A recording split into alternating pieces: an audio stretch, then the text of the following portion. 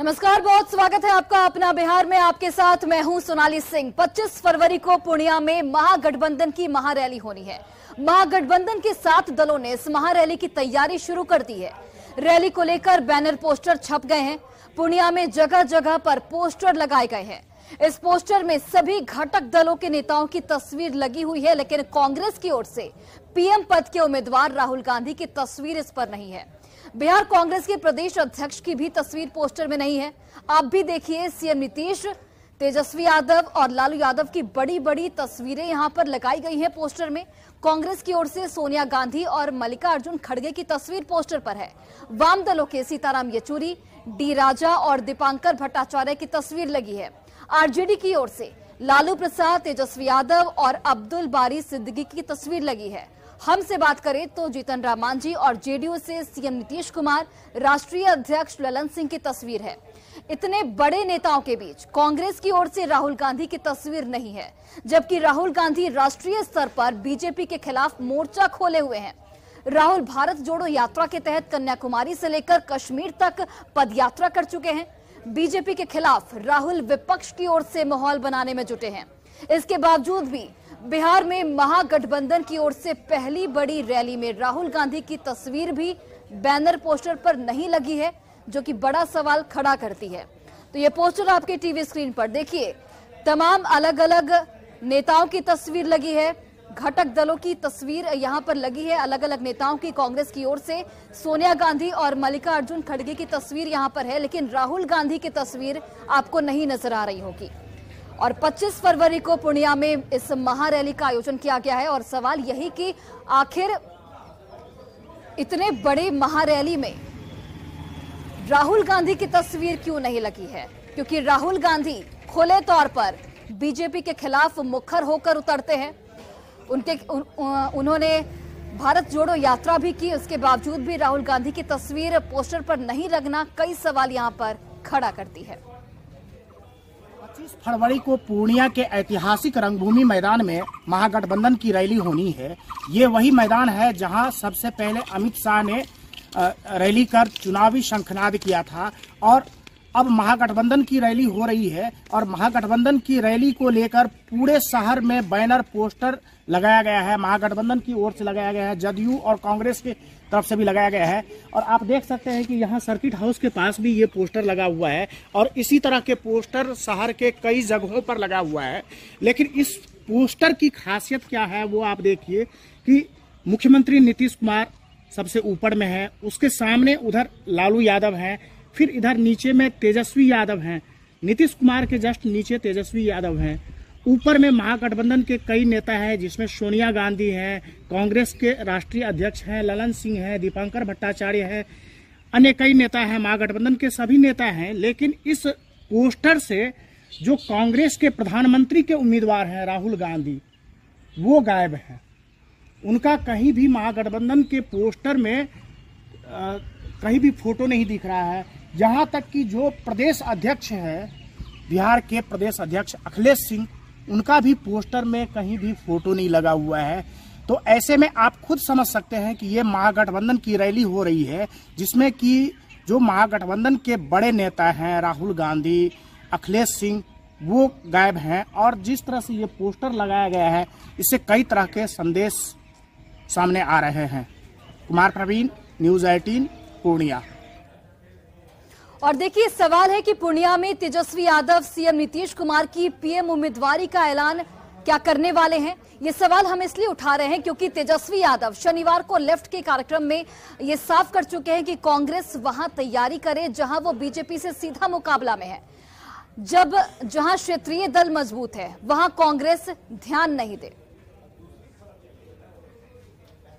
मोदी की बात मत करो, मुद्दे की बात करो। देश में मुद्दा क्या है? बेरोजगारी, महंगाई, किसानों की समस्या है, मजदूरों की समस्या है, गरीबी है, लाचारी है, देश की आर्थिक स्थिति वो बिगड़ रही है, चीन से खतरा है। सभी लोगों को एक होकर के एक रोड मैप तैयार करना पड़ेगा, एक स्ट्रैटेजी तैयार करना पड़ेगा, तभी हम जाकर के जो है लड़ाई लड़ सकते हैं।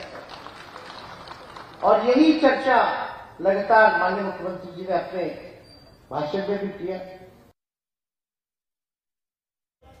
तो अब देखिए, पहले तेजस्वी यादव का बड़ा बयान, फिर महागठबंधन के पोस्टर में राहुल गांधी का नहीं होना, यह संकेत देता है कि बिहार में महागठबंधन को राहुल की जरूरत नहीं है।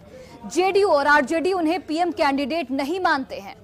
राहुल के मुकाबले में नीतीश कुमार मजबूत कैंडिडेट हैं। सीएम नीतीश कुमार भी कांग्रेस से समर्थन मांग चुके हैं। कांग्रेस को भाव देने का आरजेडी का अनुभव ठीक नहीं है। आरजेडी कांग्रेस को संकेत दे रही है कि जिद नहीं करें। कांग्रेस की जिद महागठबंधन को भारी पड़ सकती है। राहुल गांधी के बहाने कांग्रेस को संकेत दिया जा रहा है, लोकसभा में ज्यादा सीट की डिमांड नहीं करें। तेजस्वी यादव चाहते हैं कि नीतीश की उम्मीदवारी और भी ज्यादा मजबूत हो। नीतीश कुमार की उम्मीदवारी मजबूत होने से बिहार में आरजेडी और जेडीयू को ही फायदा होगा, और शायद यही वजह है कि देश में विपक्ष के बड़े नेता राहुल गांधी से बिहार में सहयोगी जो है वो परहेज कर रहे हैं। और इसीलिए ये जो पोस्टर सामने आया है वो इसी की तस्दीक करता है कि इस पोस्टर में राहुल गांधी की तस्वीर नहीं लगी है।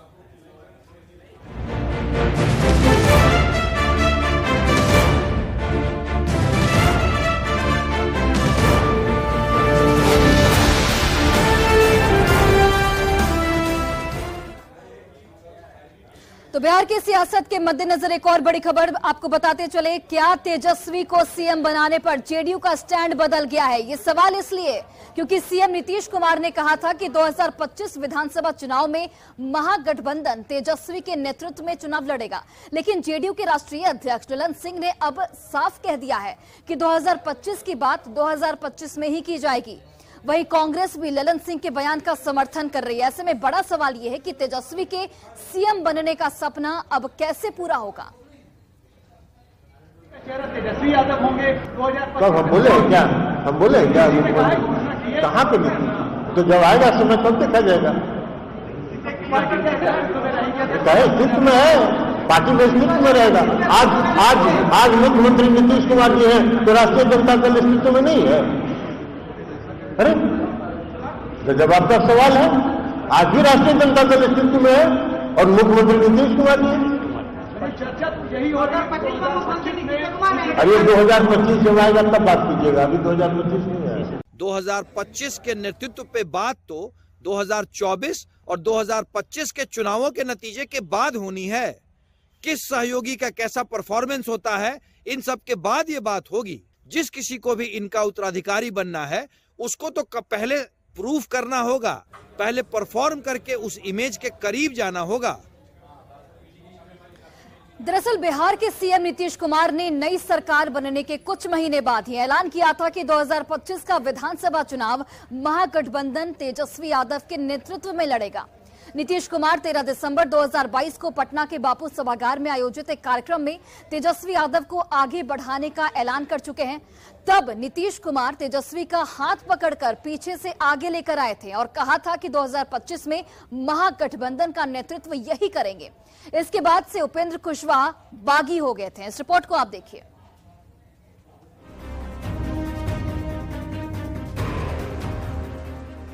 अरे तो शुरू से बोल रहे हैं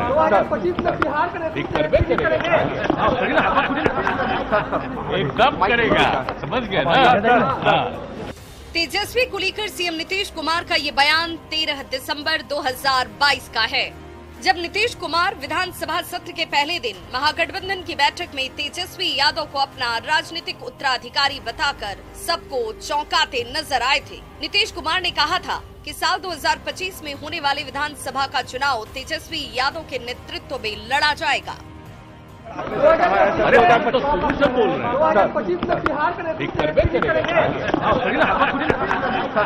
एकदम करेगा, समझ गया ना।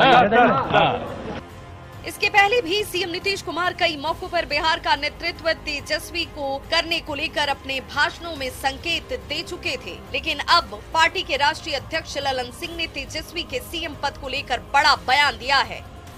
ललन सिंह ने ये साफ कहा कि 2025 की बात उस वक्त होगी। मंत्री का चेहरा तेजस्वी यादव होंगे 2025। कब हम बोले क्या? हम बोले क्या? कहाँ पे तो जब आएगा समय तब देखा जाएगा। अस्तित्व में है, पार्टी के अस्तित्व में रहेगा। आज मुख्यमंत्री नीतीश कुमार जी हैं तो राष्ट्रीय जनता दल अस्तित्व में नहीं है। अरे तो जवाब का सवाल है, आज भी राष्ट्रीय जनता दल अस्तित्व में है और मुख्यमंत्री नीतीश कुमार जी। चर्चा तो यही हो रहा है। अरे 2025 जब आएगा तब बात कीजिएगा, अभी 2025 नहीं है। बिहार की सियासत में ये चर्चा आम है कि सीएम नीतीश कुमार बिहार की कमान तेजस्वी के हाथों सौंपने की तैयारी में हैं। लेकिन ललन सिंह के बयान के बाद 2025 की लड़ाई तेजस्वी के नेतृत्व में लड़े जाने को लेकर सवाल उठ रहे हैं। सवाल ये कि क्या तेजस्वी को सीएम बनाने का जेडीयू का स्टैंड बदल गया है। न्यूज़ 18 के लिए पटना से संवाददाता शैलेंद्र की रिपोर्ट। और देखिए, ललन सिंह के बयान पर उनके विरोधी सीधे सीधे मुख्यमंत्री नीतीश कुमार पर निशाना साध रहे हैं, जबकि जेडीयू अपने अध्यक्ष का बचाव कर रही है, जबकि कांग्रेस जेडीयू का समर्थन कर रही है। वहीं आरजेडी जेडीयू को नीतीश कुमार को वो बयान याद दिला रही है जिसमें उन्होंने तेजस्वी को सीएम उम्मीदवार बताया था।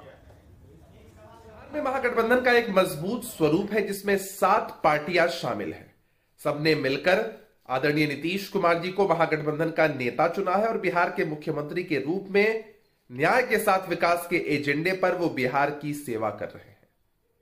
2024 में लोकसभा के चुनाव होने हैं, 2025 में बिहार विधानसभा के चुनाव होने हैं। इन चुनावों में महागठबंधन की क्या रणनीति होगी, क्या फैसले लिए जाएंगे, ये महागठबंधन के सभी वरिष्ठ नेता सही समय पर तय कर लेंगे। 2025 में तो अभी काफी देर है और राजनीति में इतने दूर की भविष्यवाणी समझदारी नहीं मानी जाती है। 2025 से पहले तो 2024 है और 2024 के नतीजे काफी हद तक तय करेंगे कि 2025 का नेतृत्व कौन और कब और कैसे करेगा। तेजस्वी यादव अब कभी भी बिहार के मुख्यमंत्री नहीं बन पाएंगे, क्योंकि समाज के जो पिछड़े हैं, अति पिछड़े हैं, दलित हैं, महादलित हैं, सवर्ण हैं, ये कभी नहीं चाहेंगे कि बिहार में जंगल राज को वो खौफनाक मंजर पुनः लौट कर आए। अच्छी बात यह है कि जदयू के नेताओं को भी अब ये बात समझ में आने लगी है कि जिस स्वार्थ को पूरा करने के लिए महागठबंधन का निर्माण हुआ था, उपेंद्र कुशवाहा जी के विरोध के बाद अब वो भी बिखरने लगा है। 25 को लेकर के माननीय मुख्यमंत्री जी ने चीजों को बड़ी संजीदगी के साथ पीपल डोमेन में रख दिए है।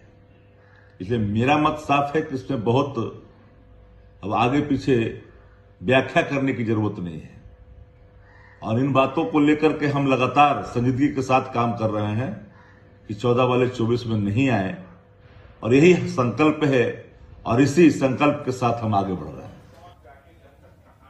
और बीजेपी से राज्यसभा सांसद सुशील कुमार मोदी ने पूछा है कि जब नीतीश कुमार खुद तेजस्वी की उम्मीदवारी का ऐलान कर चुके हैं तो ललन सिंह किस हैसियत से अब 2025 की बात 2025 में करने की बात कर रहे हैं। सुशील मोदी ने ललन सिंह की भी विश्वसनीयता पर गंभीर सवाल खड़े किए हैं। तेजस्वी के नेतृत्व पर ही सवाल खड़ा कर दिया। उन्होंने कहा कि ऐसी कुछ है ही नहीं फिलहाल की। अरे भी ऐसा नहीं तो नीतीश जी ने घोषणा क्यों किया? नीतीश जी ने घोषणा किया था ना आज से करीब 4 माह पूर्व कि उत्तराधिकारी होंगे तेजस्वी यादव और अगला चुनाव तेजस्वी यादव के नेतृत्व में लड़ जाएगा। तो नीतीश जी बड़े नेता हैं कि ललन सिंह बड़े नेता हैं? और ललन जी को तो कल अगर बीजेपी ऑफर कर दे कि आपको हम केंद्र में मंत्री बनाएंगे तो राष्ट्रीय जनता दल के अध्यक्ष पद छोड़कर बीजेपी में भी आ सकते हैं। ये ललन जी हैं जो नीतीश जी को धोखा देकर और कांग्रेस के साथ चले गए थे, जिन्होंने नीतीश जी पर आरोप लगाया था कि ये तानाशाह है, पार्टी में लोकतंत्र खत्म हो गया और 2009 के अंदर चले गए थे कांग्रेस के साथ, फिर लौट कर आए। इसलिए उनके बोलने का क्या महत्व है? ये नीतीश कुमार घोषणा करें कि मैंने झूठ कहा, मैंने गलत कहा, पलट जाए फिर से एक बार। और देखिए, अब यहाँ पर समझने वाली बात यह है कि जेडीयू ने आखिर तेजस्वी यादव को लेकर अपना स्टैंड क्यों बदला। तो कुशवाहा के जाने के बाद जेडीयू को विद्रोह का डर सता रहा है। स्टैंड बदलकर कार्यकर्ताओं को संदेश देने की यहां पर कोशिश की जा रही है जेडीयू की ओर से। पार्टी को एकजुट रखने के लिए यह बयान जरूरी भी हो जाता है। पिछले विधानसभा चुनाव में जेडीयू के सिर्फ 44 सीटें आई थी।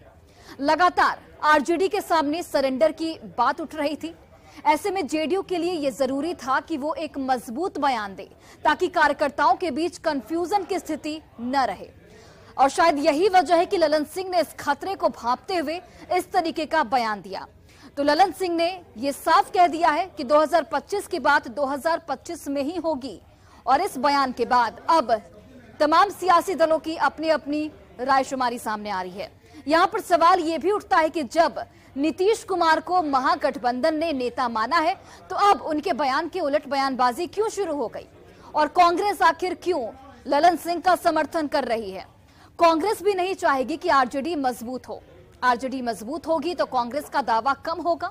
आरजेडी भी चाहती है कि नीतीश चर्चा में बने रहें। कांग्रेस राहुल की दावेदारी मजबूत करना चाहती है, और राहुल की दावेदारी मजबूत होगी तो चुनाव में आगे चलकर फायदा होगा। अब राजनीति में नफा नुकसान की जो बारीकी से आकलन किया जाता है, नेता आकलन के अनुसार ही बयान देते नजर आते हैं। मौजूदा बयानबाजी इसी का एक उपयुक्त उदाहरण है, जहां पर ललन सिंह ने इस तरीके की बयानबाजी करके जो कार्यकर्ताओं में संशय की स्थिति लगातार बनी हुई थी, उस स्थिति को दूर करने की कोशिश की है। लेकिन यहां पर सवाल ये कि आखिर नीतीश कुमार ने जो पहले बयान दिए थे तेजस्वी यादव को लेकर कि 2025 में उनके नेतृत्व में चुनाव लड़ा जाएगा, अब उस बयान के उलट ललन सिंह की बयानबाजी अचानक क्यों सामने आ रही है। बढ़ते हैं आगे।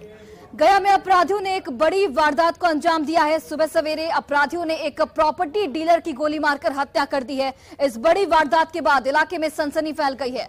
मृतक की पहचान अरुण कुमार के रूप में की गई है, जो सुबह मॉर्निंग वॉक के लिए घर से निकले थे और इसी दौरान चंदौती थाना से कुछ ही दूरी पर अपराधियों ने प्रॉपर्टी डीलर को निशाना बनाया और उसे गोली मारकर मौत के घाट उतार दिया गया। फिलहाल पुलिस घटनास्थल पर पहुंचकर मामले की छानबीन में जुटी हुई है। इस खबर पर अधिक जानकारी दे रहे हैं हमारे सहयोगी एलन लिली। गया में आज अहले सुबह एक व्यक्ति की गोली मारकर हत्या कर दी गई है और बताया जा रहा है कि वो अहले सुबह जो है वो वॉकिंग के लिए घर से निकला था और वो कटारे हिल का रहने वाला है। और यह घटना जो है चिनौती थाना क्षेत्र के ठीक महज ही कुछ ही दूरी पर यह घटना घटी है।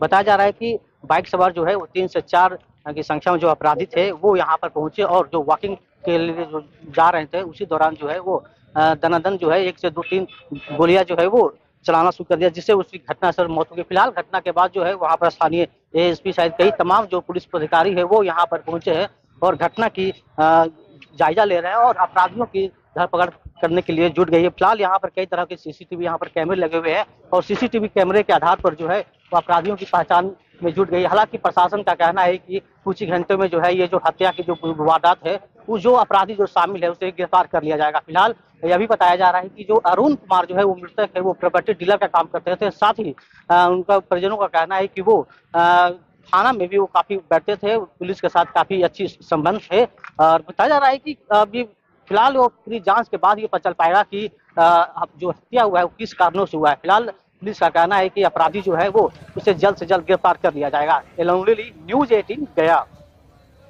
और बड़ी खबर सीतामढ़ी से सामने आ रही है, जहां पर पुलिस पर हमले का एक वीडियो सामने आया है। यहां ग्रामीणों ने अचानक पुलिस पर हमला बोल दिया। पुलिस की टीम और उसकी गाड़ी पर जमकर लाठी डंडे बरसाए गए।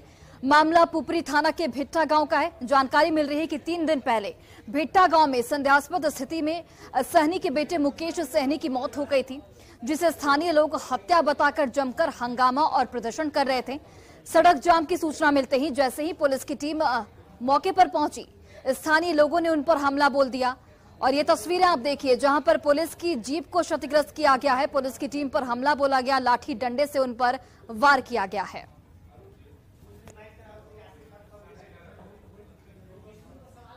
और फिलहाल इस बुलेटिन में बस इतना ही। आप देखते रहिए न्यूज़ 18 बिहार झारखंड।